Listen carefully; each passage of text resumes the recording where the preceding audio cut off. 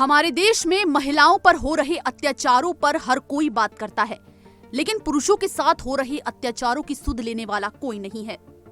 थोड़ा सुनने में अजीब लगता है ना, लेकिन ये सच है।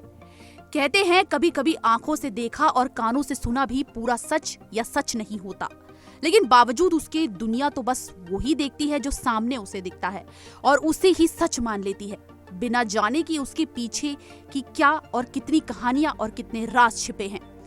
हाल ही में हमारे देश में महिलाओं की प्रताड़ना से तंग आकर मौत को गले लगाने वाले 2 पुरुषों के मामलों ने पूरे देश को झकझोर दिया है।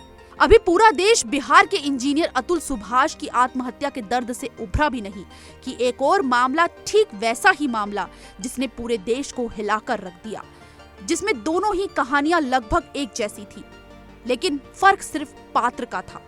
इस बार मामला राजस्थान के जोधपुर का है, जहां 35 साल के होम्योपैथिक डॉक्टर अजय कुमार ने अपने क्लिनिक में फांसी लगा ली, जिसके बाद उनके पास से मिले सुसाइड नोट में उनकी फांसी लगाने की वजह पत्नी की प्रताड़ना को बताया गया।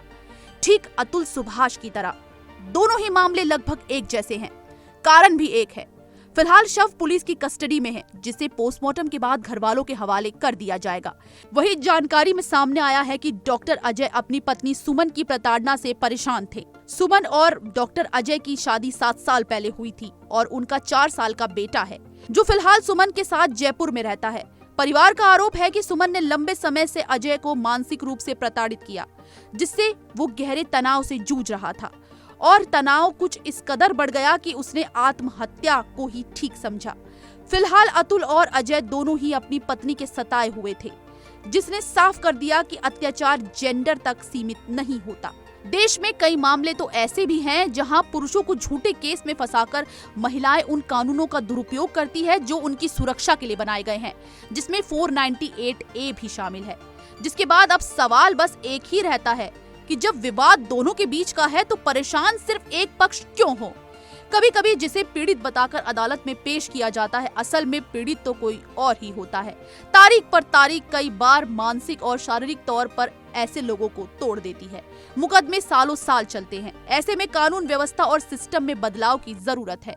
न्याय प्रणाली को दोनों पहलुओं पर रोशनी डालनी चाहिए, क्योंकि 100 अपराधी छूट जाएं, लेकिन एक निर्दोष को सजा नहीं होनी चाहिए।